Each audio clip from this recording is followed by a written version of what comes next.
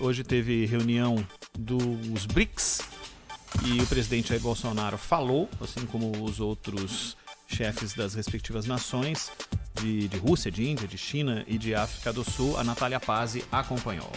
O presidente Jair Bolsonaro afirmou nesta terça-feira que irá divulgar nos próximos dias os nomes de países que importam madeira extraída de forma ilegal do Brasil. A fala ocorreu durante cúpula virtual do BRICS. De acordo com Bolsonaro, alguns desses países são os mesmos que criticam o Brasil pelo desmatamento. Então estaremos revelando nos próximos dias países que têm importado madeira extraída de forma ilegal da Amazônia. E alguns desses países são os mais severos críticos ao meu governo tocante a essa região amazônica. Ô Zaidan, vou empurrar para escanteio esse assunto, a gente retoma ele, mas eu queria começar pelo fim.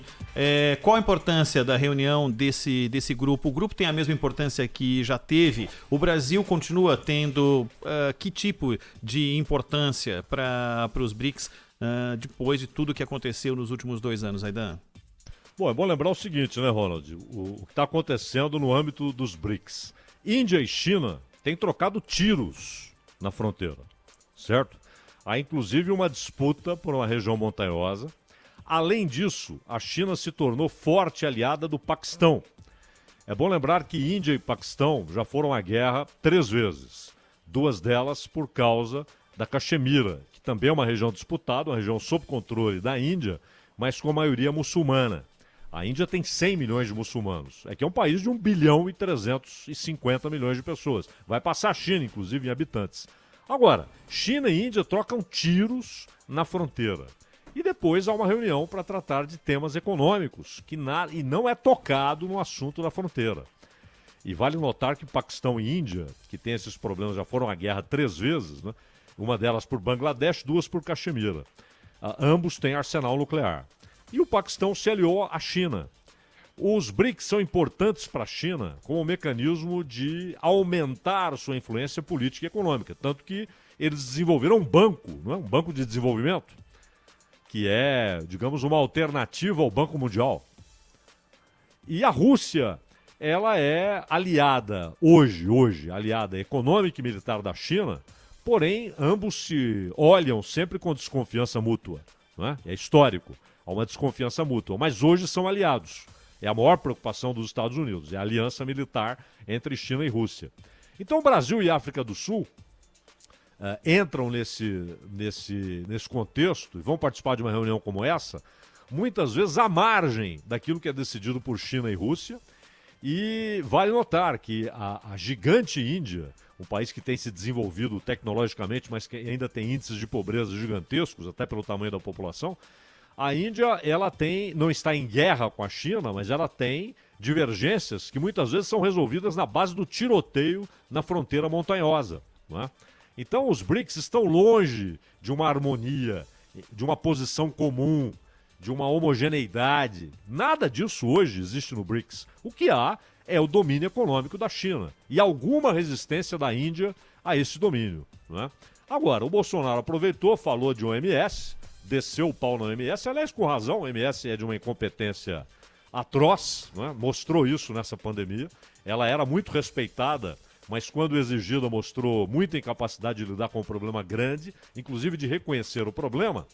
E o Xi Jinping, por sua vez, fez questão de falar de questões ambientais, de assuntos ambientais e de globalização. E mandou alguns recados para o Brasil, embora sem citar o Brasil, até porque ele enxerga o Bolsonaro como um aliado incondicional do Trump, né?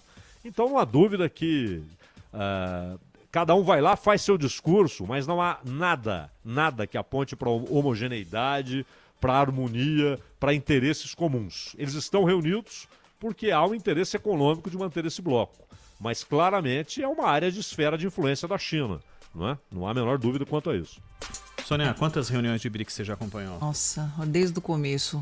Acompanhei com o ex-presidente Lula, depois com a Dilma, com o Bolsonaro. E o que eu queria dizer para vocês é que o que fica é uma grande parceria, grandes países, mas a Índia é pouco explorada pelo Brasil. em termos de parceria. E tem aí uma infinidade de novidades tecnológicas, inclusive, várias coisas culturais semelhantes, parece que não, mas tem sim. E a China é o nosso maior parceiro comercial. E quando começou essa história de vacina chinesa para cá, etc., o mal-estar se instalou, isso não pode acontecer, mas hoje, Bolsonaro, em reunião virtual com Xi Jinping, falou finalmente em sintonia e que busca, assim como o mundo inteiro, uma vacina segura e eficaz para os brasileiros. Então, pelo menos foi uma reunião cordial, né? Essa frieza, porque a China não andou gostando aí muito dos pronunciamentos, né? A esse respeito. Ficam quietos, mas não gostam. E a gente tem que entender que toda a parceria é bem-vinda e não dá para ficar isolado no mundo, nem nos BRICS e nem no planeta. Hoje o Ministério da Saúde anunciou a possibilidade de parceria para uma vacina da Índia, né? Essa é além das vacinas que já estão por aí, da Johnson, da Pfizer, a Coronavac, a vacina da Rússia, lá no Paraná, há uma possibilidade de parceria com uma vacina da Índia. E é bem oportuna, viu, Ronald? Porque a Índia, ela tem uma das maiores indústrias de genéricos do mundo. Sim, então, em termos de, inclusive aqui no Brasil. Né? As empresas que precisam de matéria-prima para finalizar medicamentos aqui, uma parte importantíssima dessa matéria-prima vem da Índia. Exatamente. Né? Ronald, diga, Zaidan. E é interessante lembrar que o Bolsonaro pediu, ele usa uma frase aqui que ele diz assim como o BRICS, a frase é dele, então está o BRICS, alcança consensos e manifesta opiniões comuns em diversos temas, o que, convenhamos, é uma idealização dos BRICS, né? Na verdade isso não existe. Também é preciso que se coordene para atuar em defesa das legítimas aspirações de Brasil, Índia e África do Sul a assentos permanentes no Conselho de Segurança. Essa é uma reivindicação dos tempos do Fernando Henrique, e vocês, Sônia e Ronald, e muitos dos ouvintes se lembram quando o Fernando Henrique reivindicava que o Brasil tivesse assento permanente. Mas não teve nenhum presidente depois dele que disse que não queria, né, Zaidan? Todo mundo brigou por isso, né? Só que é o seguinte, claro que não seria só o Brasil. Porém, aí é que está. A China, que tem assento permanente e poder de veto, China, Estados Unidos, Rússia, Reino Unido e França. A Rússia herdou a cadeira, o assento permanente e o direito de veto da União Soviética.